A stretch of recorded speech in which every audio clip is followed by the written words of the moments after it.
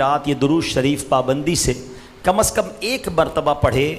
موت کے وقت سرکار مدینہ صلی اللہ تعالیٰ علیہ وسلم کی زیارت کرے گا، اور قبر میں داخل ہوتے وقت بھی یہاں تک کہ وہ دیکھے گا کہ نبی پاک علیہ الصلوۃ والسلام اسے قبر میں اپنے رحمت بھرے ہاتھوں سے اتار رہے ہیں۔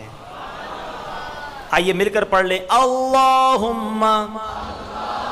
صلی وسلم وبارک علی سیدنا محمد النبی الامی الحبیب العالی القدر